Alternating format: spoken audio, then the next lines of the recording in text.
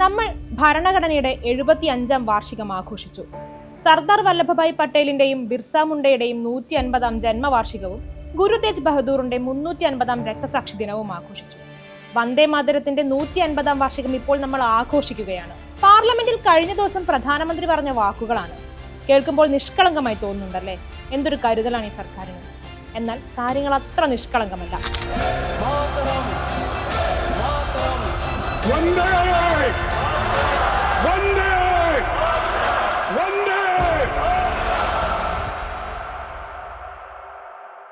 വന്ദേ മാതരവുമായി ബന്ധപ്പെട്ട് പാർലമെന്റിൽ കൊടുമ്പിരി കൊണ്ട ചർച്ചയാണ് കഴിഞ്ഞ 2 ദിവസങ്ങളായി നടന്നത്.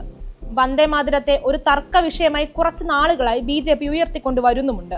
പാർലമെന്റിൽ നടന്ന ചർച്ചകളിലും പ്രധാനമന്ത്രി നരേന്ദ്രമോദിയും ആഭ്യന്തരമന്ത്രി അമിത്ഷായും നടത്തുന്ന ആരോപണങ്ങൾ കോൺഗ്രസിനെ ഉന്നമിട്ടാണ്. നെഹ്റുവിനെ കുറ്റക്കാരനാക്കിയും രാജ്യദ്രോഹിയാക്കിയും പ്രത്യക്ഷത്തിൽ നടത്തുന്ന ഈ ആരോപണങ്ങൾക്ക് പിന്നിലെ യഥാർത്ഥ ലക്ഷ്യം എന്താണ്? ജവഹർലാൽ നെഹ്റുജിനെ വന്ദേ മാതരം के 2 टुकड़े कर उसको 2 अंतरों तक सीमित करने का काम. നെഹ്റു വന്ദേ മാതരത്തെ കണ്ടം തുണ്ടമാക്കി വെട്ടി. അതാണ് രാജ്യത്തിന്റെ വിഭജനത്തിലേക്ക് നയിച്ചതെന്നാണ് കഴിഞ്ഞ ദിവസം അമിത്ഷാ പറഞ്ഞത്. നെഹ്റു മുഹമ്മദ് അലി ജിന്നയ്ക്ക് വേണ്ടി വിട്ടുവീഴ്ച നടത്തിക്കൊണ്ടാണ് വന്ദേ മാതരത്തെ കീറിമുറിച്ചതെന്നാണ് പ്രധാനമന്ത്രി നരേന്ദ്രമോദിയും ആരോപിച്ചത്. എന്താണ് യാഥാർത്ഥ്യം? വന്ദേ മാതരത്തെ കീറിമുറിച്ചോ? എങ്കിൽ എന്തിന്? ഈ വിവാദത്തിന് പിന്നിലെ BJP ഉന്നമിടുന്ന മോട്ടീവ് എന്താണ്? ഇന്ത്യൻ സ്വാതന്ത്ര്യ സമരത്തിന്റെ അലയൊലികൾ രാജ്യമെങ്ങും ഉയർന്ന കാലത്ത് വന്ദേ മാതരം എന്ന കവിത സ്വാതന്ത്ര്യ സമര സേനാനികൾക്ക് ആവേശം പകർന്നിരുന്നു. 1875-ൽ ബങ്കിം ചന്ദ്ര ചാറ്റർജിയാണ് വന്ദേ മാതരം എഴുതിയത്. അന്ന് 6 വരികൾ ഉൾപ്പെടുന്ന 2 ചരണങ്ങൾ മാത്രമാണ് എഴുതിയിരുന്നത്. പിന്നീട് 1882-ൽ ബങ്കിം ചന്ദ്ര ചാറ്റർജി എഴുതിയ ആനന്ദമഠം എന്ന നോവലിലാണ് കവിത ആദ്യമായി പ്രസിദ്ധീകരിക്കുന്നത്. അതിൽ 8 ചരണങ്ങൾ ഉണ്ടായിരുന്നു. സ്വാതന്ത്ര്യത്തിനു മുൻപ് 1937-ലാണ് വന്ദേ മാതരം ദേശഭക്തി ഗീതമായി കോൺഗ്രസ് അംഗീകരിച്ചത്. ഗാന്ധിജിയാണ് പ്രമേയത്തിലൂടെ വന്ദേ മാതരത്തെ ദേശഭക്തി ഗീതമായി അംഗീകരിക്കുന്നത്. 1951-ലാണ് ഇന്ത്യയുടെ കോൺസ്റ്റിറ്റ്യൂവന്റ് അസംബ്ലി വന്ദേ മാതരത്തെ ദേശഭക്തി ഗാനമായി ഔദ്യോഗികമായി അംഗീകരിക്കുന്നത്. അംഗീകരിക്കുമ്പോൾ കവിതയിലെ 6 വരികൾ ഉൾപ്പെടുന്ന 2 ചരണങ്ങൾ മാത്രം ദേശഭക്തി ഗീതമായി ഉൾപ്പെടുത്തിയാൽ മതിയെന്ന് തീരുമാനിച്ചതിന് കാരണം എന്താണ്? ആനന്ദമഠം എന്ന നോവലിൽ പ്രസിദ്ധീകരിച്ചിരിക്കുന്ന മുഴുവൻ കവിതയിൽ ബാക്കിയുള്ള ചരണങ്ങൾ ഹിന്ദു ദൈവങ്ങളെ പുകഴ്ത്തുന്നതാണ്. അതിൽ ദുർഗയും ലക്ഷ്മിയും സരസ്വതിയും ഒക്കെ വരുന്നുണ്ട്. ഇത് തന്നെയാണ് BJPയുടെ പ്രധാന ആരോപണവും. 10 കൈകളുള്ള ദുർഗയാണ് കവിതയിൽ ചിത്രീകരിച്ചിരിക്കുന്നത്. എന്നാൽ കവിതയെക്കുറിച്ച് വിശദീകരിക്കുമ്പോൾ ആദ്യം നോവലിനെ കുറിച്ച് പറയാതിരിക്കുന്നത് എങ്ങനെ? ആനന്ദമഠം എന്ന നോവൽ ബംഗാളിലെ സന്യാസി ലഹളയിൽ നിന്നും പ്രചോദനം ഉൾക്കൊണ്ടുകൊണ്ടാണ് എഴുതിയത്. മാത്രമല്ല, സന്യാസിമാർ മുസ്ലിങ്ങളുമായി യുദ്ധം ചെയ്യുന്നതിനെ വിശദീകരിച്ചിരിക്കുന്ന ഭാഗത്താണ് ഹിന്ദു ദൈവങ്ങളെ കൂടി ഉൾപ്പെടുത്തിക്കൊണ്ടുള്ള കവിത നൽകിയിരിക്കുന്നത്. ബ്രിട്ടീഷുകാർക്കെതിരായി എന്ന് പറയപ്പെടുന്ന നോവലിലും അവസാന ഘട്ടത്തിൽ ബ്രിട്ടീഷുകാർക്കെതിരെ ശബ്ദമൊന്നും ഉയർത്തുന്നില്ലെന്നതും ശ്രദ്ധിക്കേണ്ടതാണ്. മുസ്ലിം ഭരണം അവസാനിച്ചു, ഇനി ബ്രിട്ടീഷുകാരുടെ കാലം തുടങ്ങി. ഇത്തരമൊരു ഘട്ടത്തിൽ യുദ്ധം തുടരുന്നതിൽ കാര്യമില്ലെന്ന് പറഞ്ഞുകൊണ്ടാണ് നോവൽ അവസാനിക്കുന്നത്.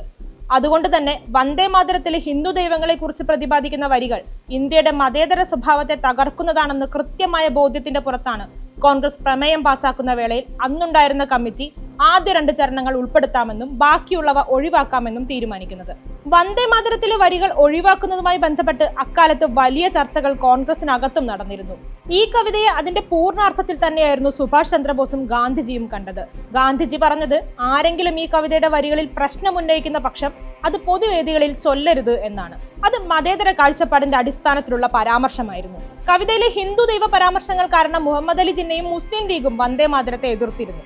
മുസ്ലിം വിദ്വേഷം പ്രചരിപ്പിക്കുന്ന കവിതയാണിതെന്ന് ജിന്ന തുറന്നു പറയുകയും ചെയ്തിരുന്നു. വിഷയത്തിൽ നിർദ്ദേശം തേടി നെഹ്റു അക്കാലത്ത് രവീന്ദ്രനാഥ് ടാഗോറിന് കത്തയച്ചു. ടാഗോർ തിരിച്ച് നെഹ്റുവിന് അയക്കുന്ന കത്തിൽ പറയുന്നത് ഇങ്ങനെയാണ്: കവിതയുടെ ആദ്യ ഭാഗത്ത് പറയുന്ന മൃദുത്വവും ഭക്തിയും മാതൃരാജ്യത്തിന്റെ ഭംഗിയും സുപ്രധാന ഘടകങ്ങളും വിശദീകരിക്കുന്നതാണ്. പക്ഷെ ബാക്കി വരുന്ന ഭാഗത്തെ ഒരു സിമ്പതിയും ഇല്ലാതെ ഞാൻ എതിർക്കുന്നു. ബങ്കിമിന്റെ കവിത മുസ്ലിം വികാരങ്ങളെ വ്രണപ്പെടുത്തുമെന്ന് കരുതുന്നതിൽ തെറ്റു പറയാനാവില്ലെന്നും അതുകൊണ്ട് ആദ്യ ഭാഗം സ്വീകരിക്കുന്നതാണ് നല്ലതെന്നും ടാഗോർ വിശദീകരിക്കുന്നുണ്ട്. ചരിത്രത്തെ വളച്ചൊടിക്കൽ BJPയും RSSും ഇന്നും ഇന്നലെയും തുടങ്ങിയതല്ല. അതിന്റെ ബാക്കി എന്നോണം ഇപ്പോൾ നടത്തുന്ന പ്രചരണങ്ങൾക്ക് പിന്നിൽ 2026-ൽ വരാനിരിക്കുന്ന പശ്ചിമ ബംഗാൾ തെരഞ്ഞെടുപ്പാണ്. നോക്കൂ, എന്താണ് ബംഗാളിലെ ഇപ്പോഴത്തെ രാഷ്ട്രീയ സാഹചര്യം? കോൺഗ്രസിന്റെയും കമ്മ്യൂണിസ്റ്റ് പാർട്ടിയുടെയും വേരറുക്കപ്പെട്ടിരിക്കുന്നു. മുഖ്യ രാഷ്ട്രീയ കക്ഷി തൃണമൂൽ കോൺഗ്രസ് ആണ്. ബംഗാളിൽ വലിയൊരു വിഭാഗം വരുന്ന ന്യൂനപക്ഷമടക്കം വരുന്നതാണ് തൃണമൂൽ കോൺഗ്രസിന്റെ വോട്ട് ബാങ്ക്. ആദ്യം മമതയുമായി ബന്ധമുണ്ടാക്കാൻ ശ്രമിച്ചെങ്കിലും എല്ലാം പാളി രാഷ്ട്രീയ വൈരത്തിൽ തുടരുന്ന മോദിക്കും BJPക്കും ഇക്കുറിയെങ്കിലും തൃണമൂലിനെ വീഴ്ത്തുക എന്നത് അത്ര ചെറിയ ശ്രമമായിരിക്കില്ല. അതിനായി കാലെ കൂട്ടി തീരുമാനിച്ച സ്ക്രിപ്റ്റാണ് വന്ദേ മാതരം. कि वंदे मातरम के 150 वर्ष निमित्त इस ऐतिहासिक अवसर के हम साक्षी बन रहे हैं. 2021 294 സീറ്റുകളിലേക്ക് നടന്ന തെരഞ്ഞെടുപ്പിൽ 215 സീറ്റുകളിലേക്കാണ് തൃണമൂൽ തെരഞ്ഞെടുക്കപ്പെട്ടത്.